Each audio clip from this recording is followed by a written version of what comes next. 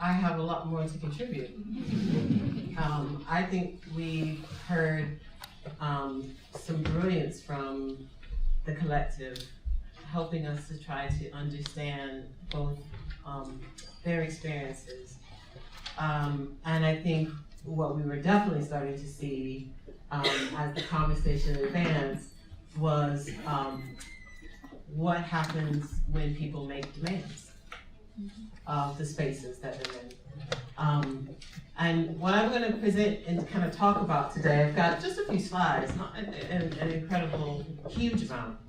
But I'm going to weave between these slides and a set of sort of writings. Part of it is going to give you a sense of a couple of different things. And I'll just give you a kind of brief kind of orientation to it. And I think that might be helpful. So part of it is to try to ask these questions about what does it mean to live and exist in unjust spaces? What does that mean? What does that feel like? How do you critically inhabit them? And how do you try to breathe and exist and be in them?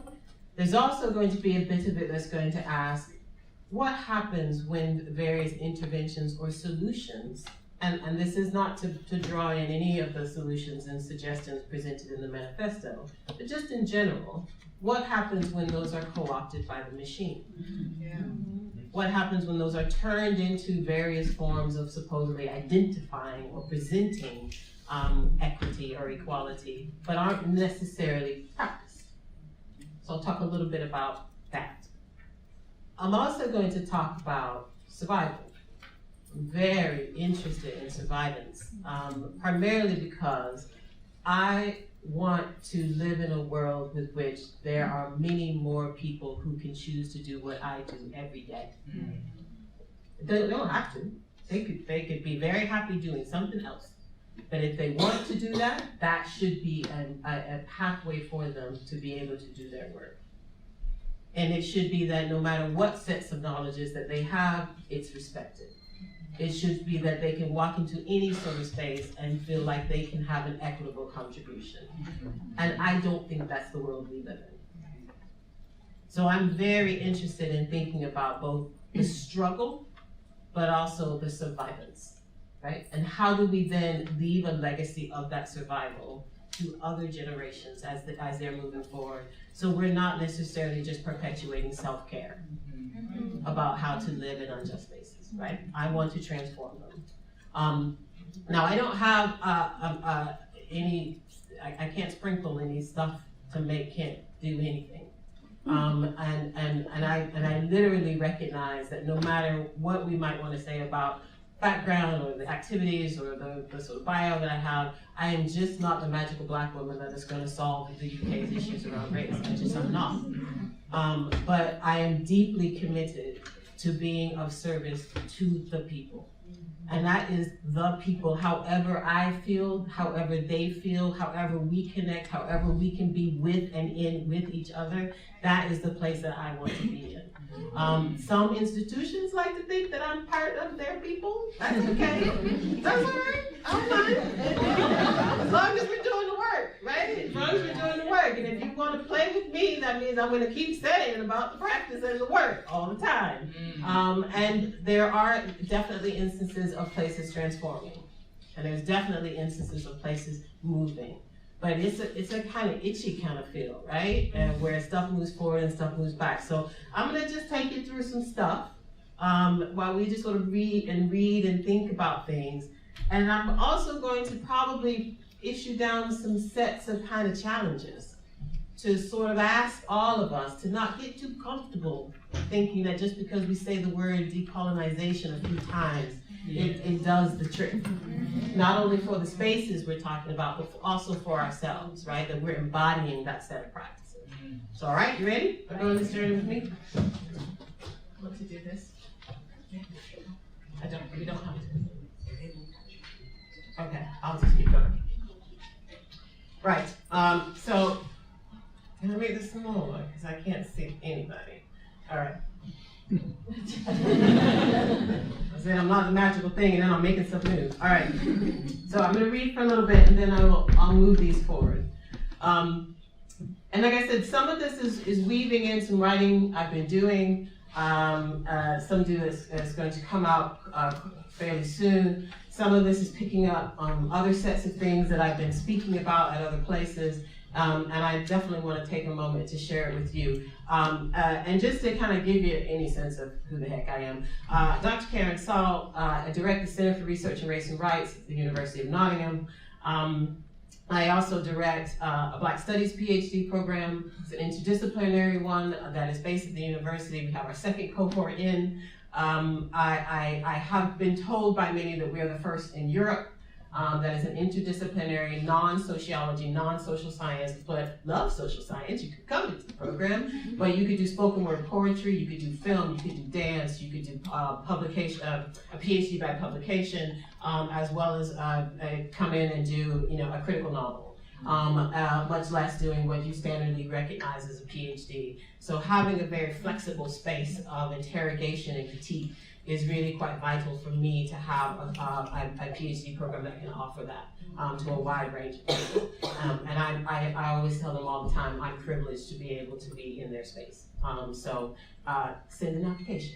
I can tell you more about kind of who I am, what I do, the different grants and the different things that I'm sort of interrogating, the type of collaborative practice that I'm really interested in. And I'll keep mentioning this notion about practice because that's where I'm at right now with my ideas and my thoughts about trying to do this work, is really thinking about the methods.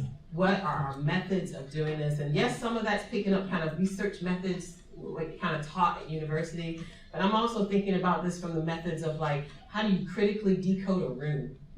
How do you walk in particular spaces and try to figure out who the allies are? How do you deal with, not microaggressions, I don't have any problematics with talking about microaggressions, but some aggressions are they're just vicious. They're not micro, there's nothing small about them. And they are, and they accrete.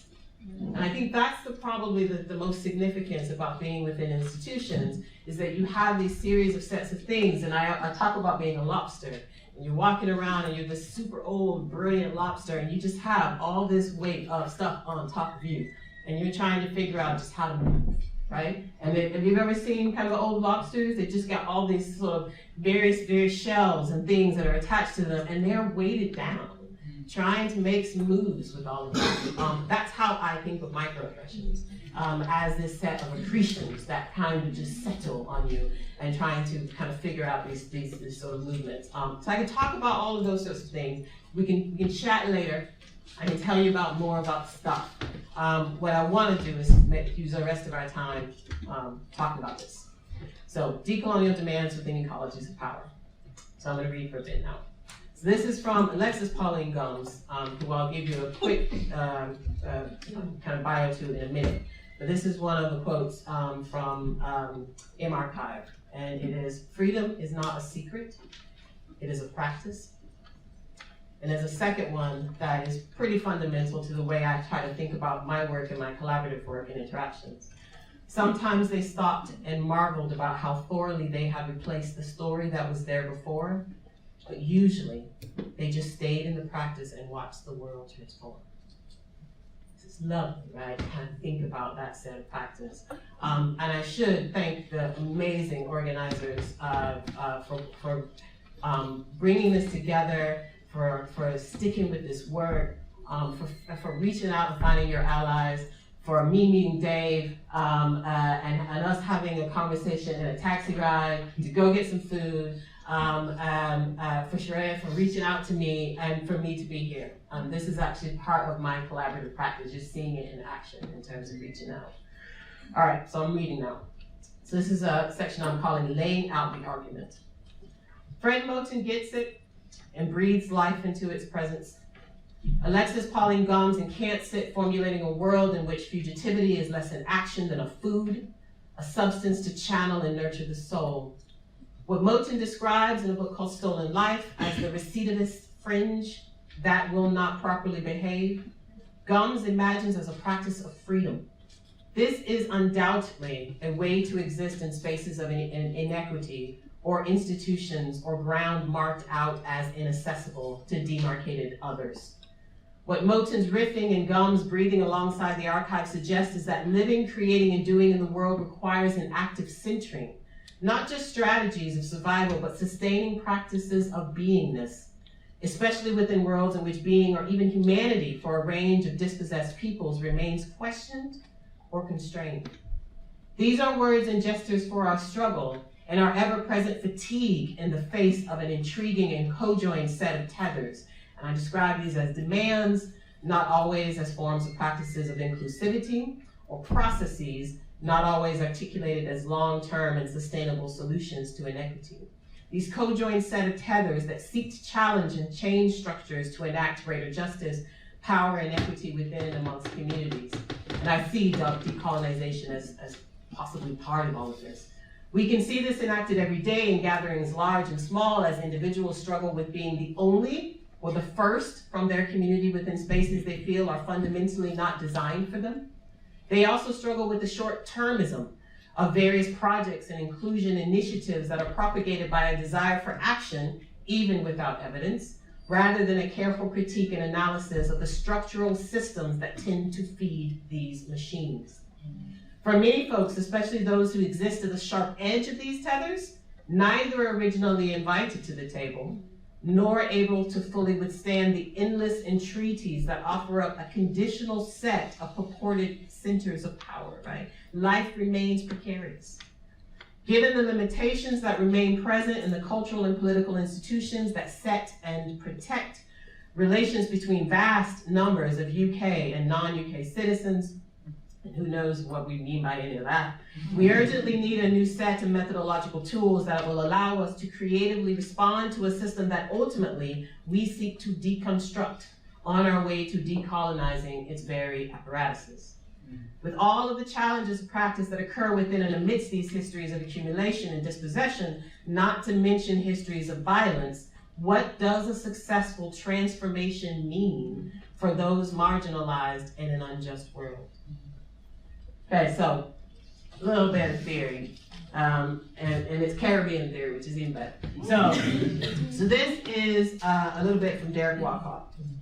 Walcott, Nobel playwright, St. Lucian poet, a brilliant writer, has this to say in a book called Dream from Monkey Mountain, and this is an essay that's in that book, and it's called What the Twilight Says. And this has become the kind of theoretical space with which I think a lot about post-colonialism. It has become the way that I'm starting to understand various different sets of things. Some of it is imperial, some of it is about empire, but a lot of it is about post-colonial aspects and also decolonization. So I'll tell you why those two things link up in my head. So this is a bit of the quote that I wanted to share. And he's wandering around St. Lucia, and he's seeing various things, and it's about to become dusk. And he says, "The dusk was a raucous chaos of curses, gossip, and laughter. Everything performed in public, but the voice of the inner language was reflective and mattered as far above its subject as that sun which never set until its twilight became a metaphor for withdrawal of empire and the beginning of our doubt." And he goes on to talk about this, and in his Nobel acceptance speech, he also sort of riffs a little bit more about this kind of occluded way of seeing. And Dion Brand has just a beautiful bit of work that is about the blue clerk. And part of it, again, is this sort of appendedness, right? This transitional moment. Empire has fallen, the space is supposedly open, and everything is now about to become this next thing, right? Over here, you can see it about to start. But instead, what happens is there's a whole range of people that are trapped in the becoming. And you sit there, and somebody comes and says, if you buy my thing, if you take my bank, if you get my money, if you take my other thing, you will be this next thing. This magic thing will happen. It won't ever, because you stay stuck in the appendedness. You stay stuck in that state. And it's to exist in this state of twilight that you can see development projects, you can see educational projects, tons of initiatives, all sorts of sets of promises that are supposed to be this transformation. And what's really quite fascinating when I take this lens and apply it to sorts of aspects of decolonization, to remind all of you, there was a decolonization project. Yes. Okay? So not necessarily the one that you think of as like the super hot one that's like super cool. There was a massive project of decolonizing spaces, and ultimately, often by the people who colonized it, were involved in the decolonization. And I'm really interested about decolonization becoming a trap of twilight, and also wanting to caution many of us who think we're coming at this from a right side of justice, are we just feeding that machine? And perpetuating the same sort of cycles as the sort of fetishization in some ways happens around decolonization. People are practicing.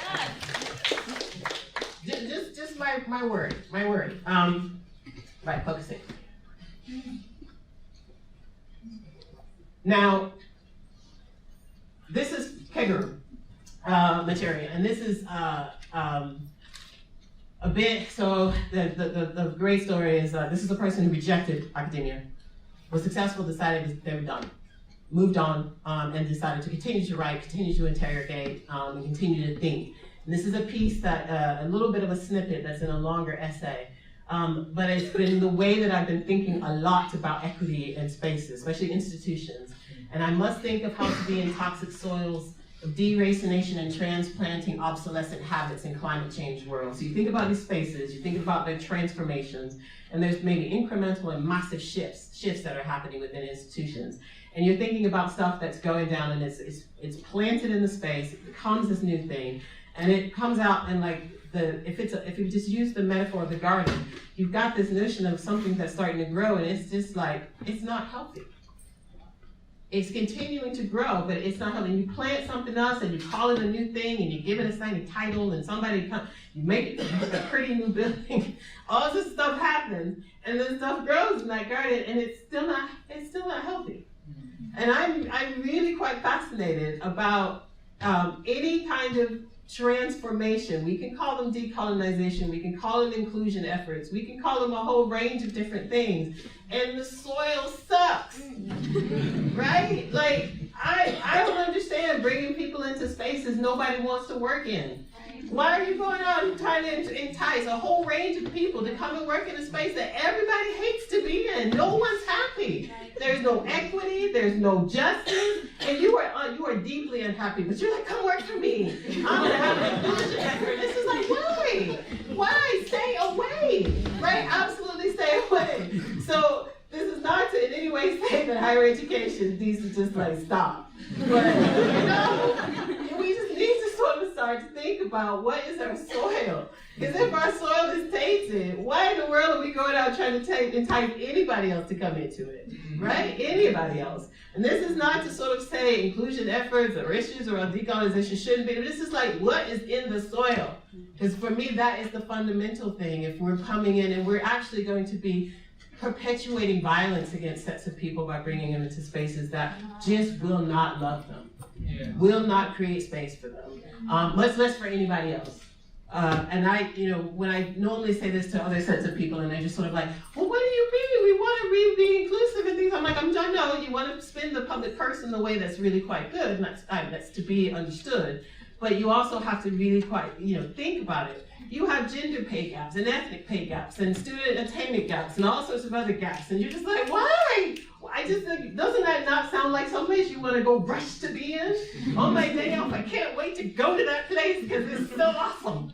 It just ends up saying like, that place is a mess. And it needs to get its house in order, right? It definitely does. But I'm all about the institutional change. I don't think we write these places off. But I do think we have to start thinking about what does it mean to critically inhabit these spaces that are toxic. What do we do about them? How do we actually start to think about them in ways that make the preponderance of cases of bullying and harassment across a range of different identifiers something that is actually taken seriously by institutions, that they're going to do something about those.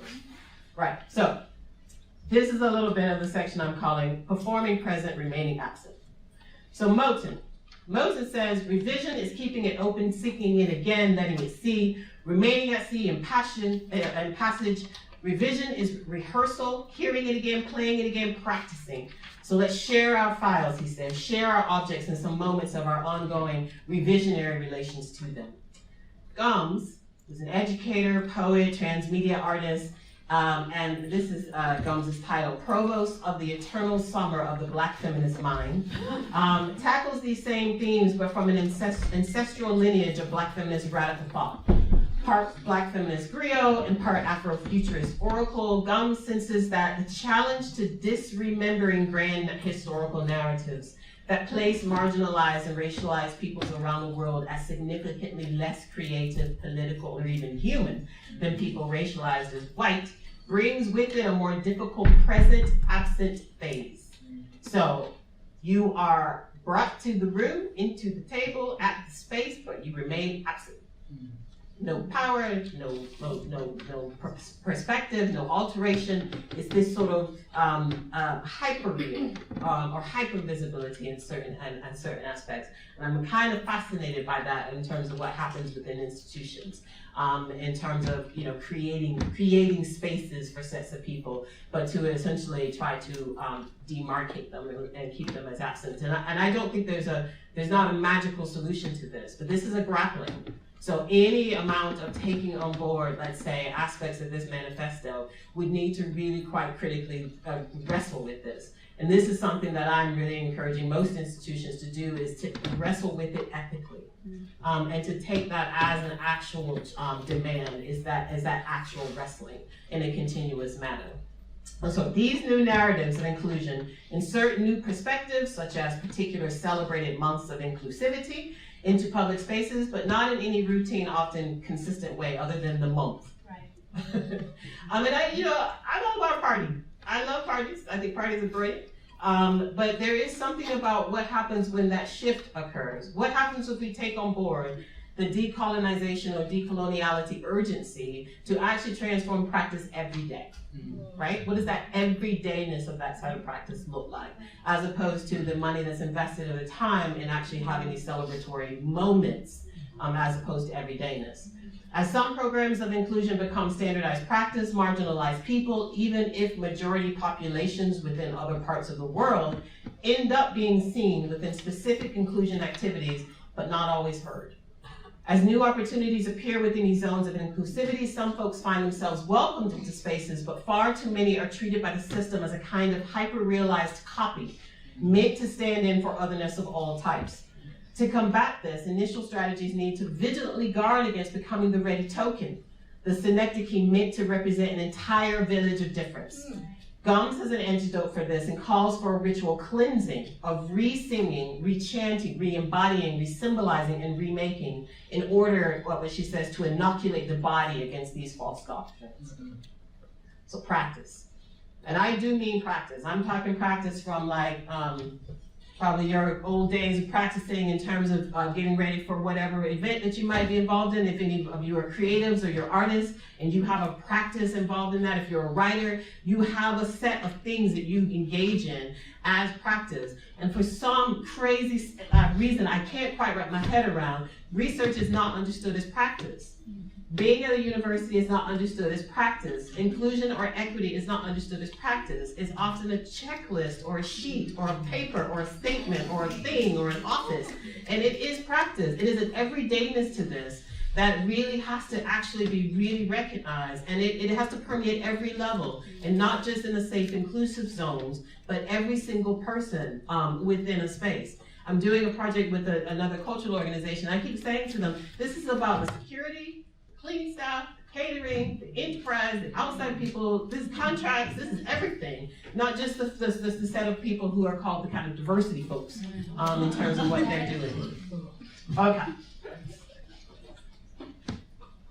In a 2017, I'm nearly there. In a 2017 special issue of Parse, which is an arts journal, devoted to speculation, the editors Dave Beach, Anders Holtfisk, and Valerie P.A. link speculation with alternative political processes and demands that attempt to configure new worlds from toxic conditions. For these critical thinkers, all great emancipatory projects began as speculative proposals of alternative worlds or alternative ways of living. Our manifesto, right?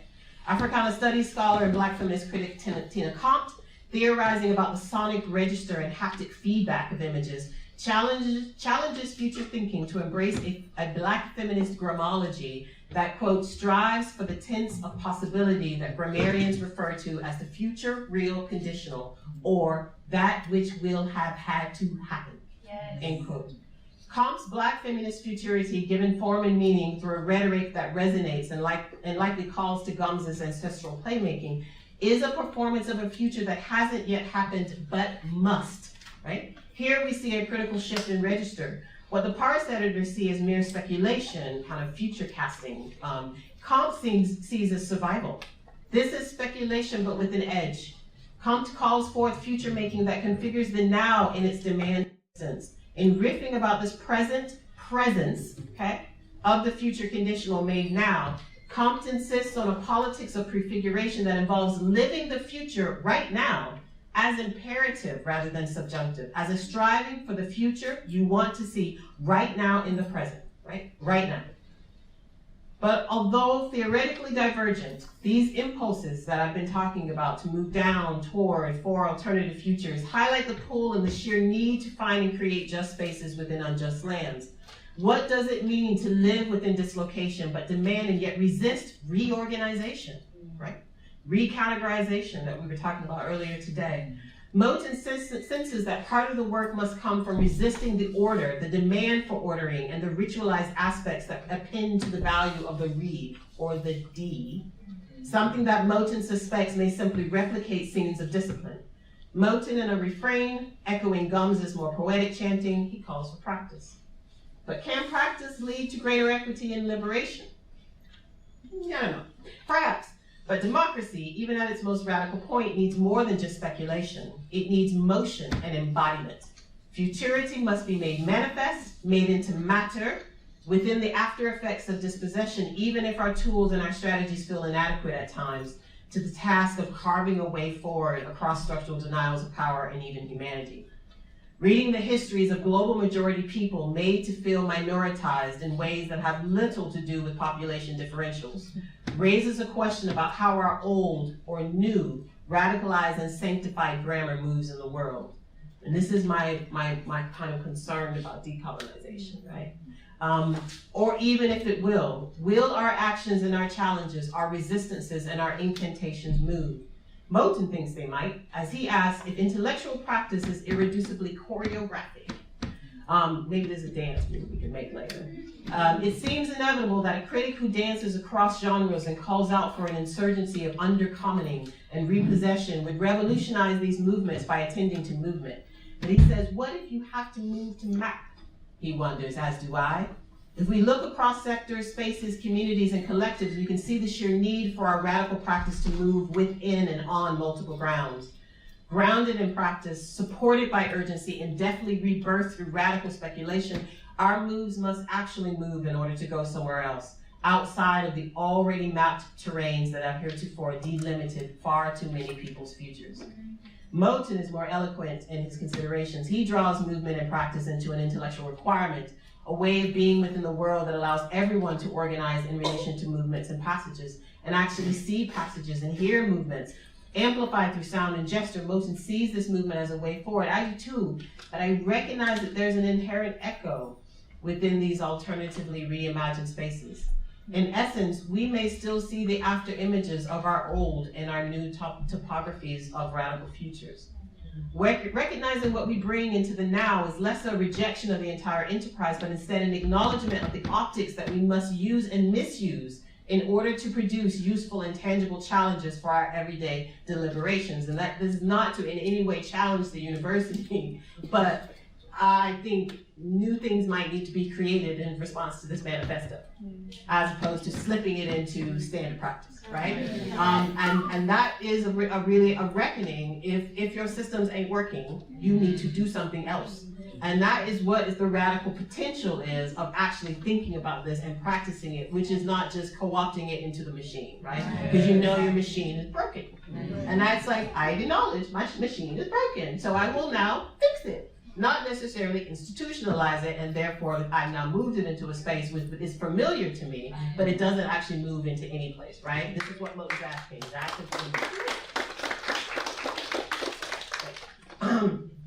So to assemble them, we must first reform thinking and being circles where we identify the problem. Across this talk, I have assembled Comte, Moten, and Gomes as a kind of calling circle, Moving in and amongst their theorizations provides me with a critical vocabulary with which to urgently build what I am configuring as radical movement. Moten, in an early passage in the book I was mentioning, Stolen Life, notes that wherever sovereignty is thwarted, whenever it's unsettled everywhere, all the time, the radical events and things of our surround are shadowed by control, which destroy, they say, in order to pressure and then take an even more incalculable toll. And this is a warning from Moten to sort of recognize the work of this work, right? And what does that mean to essentially try to live in this space that we're essentially having disavowed? My last slide. Essential to this project is the calculation for when to intervene, what to include and for what purpose. Do we really want to be included in unsafe spaces within the terms of conditions in which one can now be present as a present absence, but continuously restricted in exercising one's humanity, creativity, and power? And if we can create insertions and additions, in some ways that's what we're talking about, is insertions and additions into these apparatuses that are informed by new ways of imagining and being in an equitable world, how then do we resist the terms of being that might simply reify our revisions, uttering new words in the accent of older forms of debt and speculation? These are big and thorny questions, but we have some ways of addressing them, especially if we go back to earlier parts of this talk, and Moten and Gums, who ask us to rehearse and practice. Gums considers how to work in and through archives of limitation while constructing fields of radical hope. First, Gums warns about searching for finality within spaces where the target, maybe knowledge, perhaps information, exists within what Gums describes as the coded language of the air. This is not a place of exactitude. In fact, Gums suspects that this might actually be part of the point of this disempowerment, nonsense. Not as a radical disorganizational tactic, but as a shifting logic in a brutal regime of dislocation. You can't fight what you can't know. Yet Gums does state that what meant was meaningless, but there is a spiritual answer, she feels, to this that does not let the exclaim tumble into despair. Similar to Moten's desire to encourage students to work creatively with and in passages, Gums implores her readers to respond to the meaningless with creativity, in her case, poetry. Adding my own, I must re-emphasize practice and movement within a political frame. Suturing these strategies and formulations together should provide the ready energies and frameworks to produce inclusion as a means of existence and revision with a purpose to change our relations to various apparatuses in our society and to each other. The challenge, of course, is how to resist allowing any of this insertion or these twos or this decolonization to stand in for the hard work of dismantling systems of oppression. Spaces that lack long-term sustainable structures of equitable exchange or inclusion cannot imagine that they will fix what may be deeply situated inequities and disadvantage by simply making a few visibly minoritized people more visible. And that includes in the curriculum. Practicing inclusion requires more than mere presence. Representation matters, I'm not doubting that, but as I have been stressing, so too does practice. Moving within a limited world also requires more than the desire to shift or go elsewhere. Again, how do we recognize these acts and forms? Through using our tools of rehearsal, revision, practice, and research. I've spoken about this before, but I firmly believe that living and existing within a limited world makes those who feel the brunt of these limitations very creative researchers. Rooms, signs, facial gestures, terms, moves on the street, casual conversations over coffee, charged conversations with higher-ups, all these must be read quickly and decoded. This takes time and requires the shifting through of a significant amount of visual, sonic, and textual data. These attempts at meaning-making, similarly to Moten's urgency for revision, are a necessary condition for living in a constraining world where one's potential may be framed by that which one lacks or that which one can never, ever obtain. Now I'm gonna just move down a little bit because I'm, oh my gosh, the time. And I wanted to talk a little bit more about haunting, and we can get to that later. But I'll leave you with these last little bits. What if we revise our stories, right? In moving into the role of the reviser, we can shift the terrain by moving away from the becoming, that whole twilight that I was talking about, to the disorganized unfinishedness that we determine. This may not be a permanent fix, but one of our first goals of revisioning is to reuse the tools around us to move the conditions. Insertion and inclusion, okay, possibly, but on our terms. Or to infuse that phrase with more Motenesque speak, refusing to become that which has already been refused. This bending of the terms of the insertion, or curving as I call it, is a necessary precondition to living in and amongst twilight spaces. This is sitting in the insert, living in the passage, and decoding the ghosts that pervade the landscape and exist in the after images of the eraser of the original. This is excavating old lands and new typographies in search of pleasure and a demand for joy and a beauty of being. This is a refrain of discovery where the curve, to curve, being in the curve, enables a reshaping of relation. This is a journey somewhere, possibly, but it is a movement on your terms. Don't let others dictate the speed with which you need to create the demands for the world that must have had to exist now. Be the curve too, and engage in work that Moten Warren should not offer a conclusion. It shouldn't even offer a resolution. It doesn't even have to. Instead, he argues this work of curving, it is rather an extension of your thinking, one that constitutes another method of disavowing the conclusion or the story, the insertions that others have made for you, of you. And we must share these experiences aesthetically and creatively through our networks, our pores, and creative outputs of our practice. Now, I've got this incredibly, I don't know, I write these and then I get just stuck in them. But these are the set of questions that I grapple with all my work that I do. And I'm putting them out there, not wanting you to get stuck in this, but actually to try to feel the creativity and the vitality of living in that space and moving through it. But I want to leave you with these last few lines now. Our futures demand nothing less, but I'll let Gums give the final word in her emphasis of what this means for our various nows. So this is Gums. There is a sacredness to every day, every time. It means again and again. It means all of us. It means this moment, this time, you and me, we're here. Thank you.